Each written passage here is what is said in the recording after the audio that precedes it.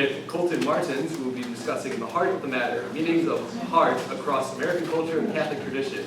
Colton comes from the wonderful institution and upgraded house of Lincoln Green. So, Colton, Yale, let's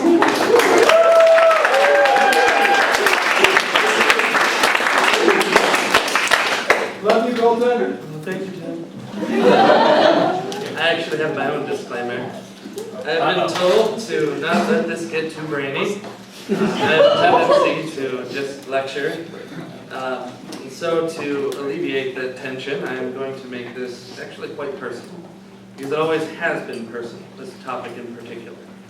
Because I've always been drawn to the truth of human dignity.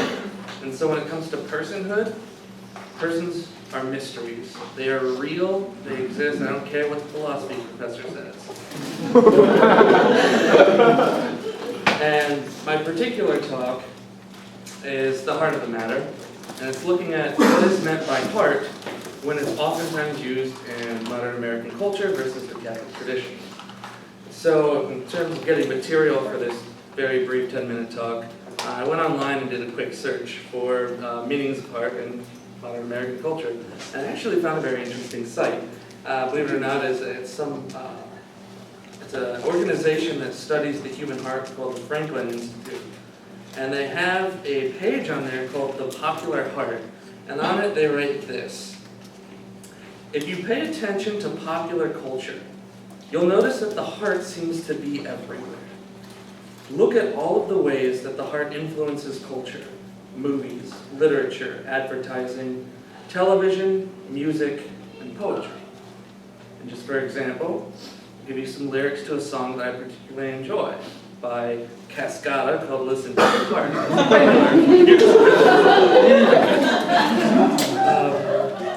Main chorus goes, listen to your heart when he's calling for you. Listen to your heart, there's nothing else you can do. I don't know where you're going and I don't know why, but listen to your heart before you tell him goodbye. Pretty interesting. What does heart mean? Well, to answer that question, I'm going to first start with a criticism of popular culture. But by the end of it, I will give an affirmation. So a little bit of bad, a little bit of good. Kind of balance everything out. Now, in terms of modern American culture, the heavy tendency is that the heart does mean person, but it means the person as emotions. So basically, you say, like, don't go breaking my heart, you're equating yourself with your emotions, as if the mystery of the human person is pretty much just whatever emotions you're feeling, which is problematic. Because church tradition teaches that the human person is first and foremost a mystery created in the image and likeness of God. Now, that cannot equate to your emotions. They don't. No, we all know that we're a hot, steamy mess sometimes. And I really hope that the mystery of my person is not limited to being a hot, steamy mess. And it isn't. Sort of to counter this idea that we are our emotions is the notion that we're first a mystery, and within the mystery of the human person, there are fundamental desires. Desires for truth, beauty, goodness, love, justice, and so on and so forth. And it is out of these fundamental desires that our emotions arise. Now we pretty much can all assume that, yeah, we live in a fallen world. It's pretty much for granted right there. That our emotions, they run amok sometimes. They're like little children that don't listen to us. But if we pay attention to them, we can learn something about the size of our desires. If you look at what particular emotions you have, you might notice that they correspond to maybe a few of these fundamental desires more than others. And so you might recognize, well, maybe I have a very strong desire for justice based on the emotions that I'm having. Or maybe I have a very strong desire for love, or beauty, or truth. And so you can learn something about who you are from listening to your emotions. And I always found it interesting when I was studying this And I still study it because you can never exhaust a mystery. You just live it ever more deeply. So I was thinking, and I came up with this analogy. The human person is this mystery. You can't fully contain it in words, but it's lived and we meet it every day. When I look at Steve, that's a mystery right there. When I look at Regina, that's a mystery. When I look at Father Jim, that is really deep mystery. Sorry about that.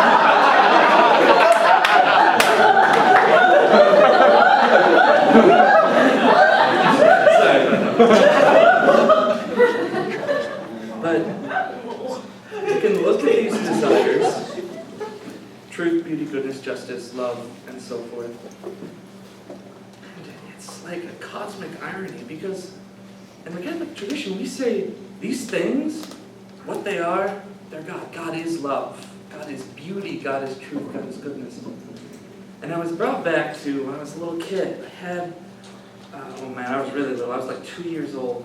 But I remember I had this little wooden board. It had little shapes, little circle, triangle, square. I'm like that wooden board with those shapes. And like the desire for truth is like that triangle. The desire for beauty is the circle and so forth. When I think about that, it means like I am actually made in the image and likeness of God. Like He fits me perfectly. So what it means to be human, to be a human person, the shape of our mystery is who God is. I was just like, whoa, holy cow. I was just blown away.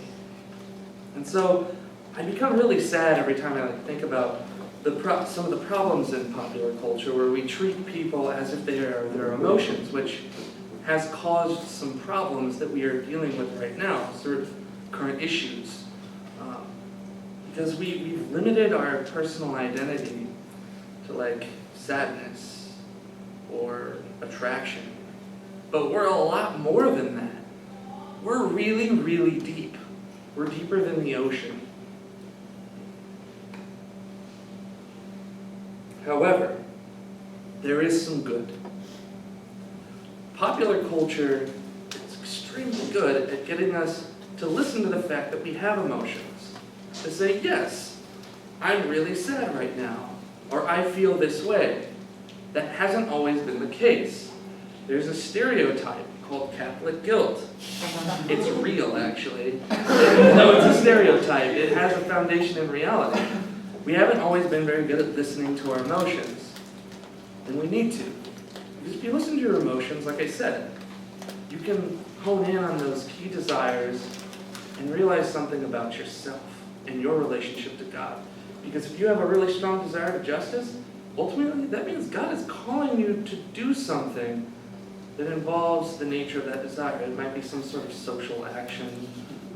If God is calling you through the desire to love, maybe you're supposed to be particularly hospitable. Like, I don't know, one example might be if you're maybe an elderly woman still trying to figure out your place in life, and you realize you just love having people over. You could maybe turn your home into a bed and breakfast.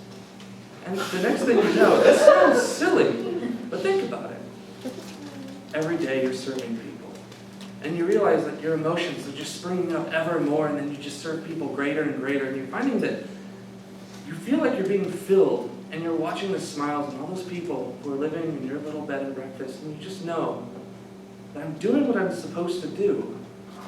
And you were doing that because you started to listen to your emotions and take into account what they were telling you about yourself and your relationship to God. So that's what I want to leave you all with. That the human person is a deep, deep mystery composed of fundamental desires. That is the image and likeness of God right here. And that if we listen to our emotions, which is what popular culture is pretty good at doing, but if we listen to them and not just identify with them immediately, but take time to think, what is this saying about me? We can walk on that path to fulfillment, to happiness, to know a little bit more about God and ourselves, and ultimately walk to heaven with God. I'll leave you with that.